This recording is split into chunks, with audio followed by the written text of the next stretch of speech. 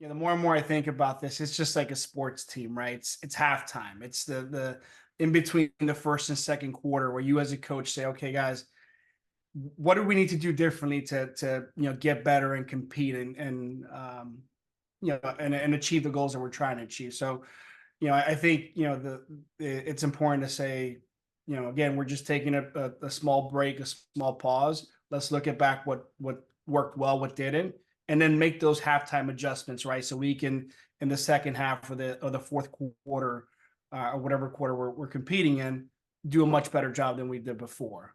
So I like my sports analogy, and I think that's a good one, to use as I move forward.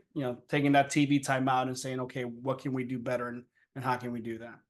It really comes down to statistics a lot of times, right? So, I think another key piece, and I used to, and I still do this, with my teams, while feeling and emotion are important, when people say, I think, or I felt, I think it's important, but sometimes we need to make sure that the data backs it up. So, I've been in situations where, a statement might be made that we didn't perform as well as we thought. But then when you actually looked at the data analytics actually showed a different view that there was actual improvement over previous years. So I think it is important that even at the beginning of the season, when you're talking about a post review or post assessment, in the beginning, you're talking about what are those key indicators that you're going to track. So what's the data that you want to make sure that you're gathering throughout the process?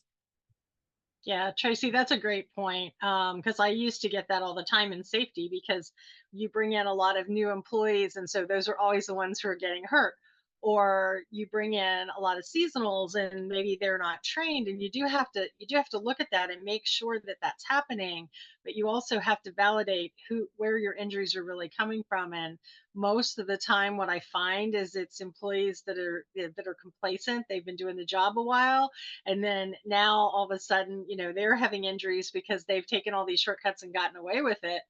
And maybe having the injury now, it's usually not the new people coming in because they're still hyper focused on getting the job right and not getting hurt. So it's interesting when you really look at the data to see what happens.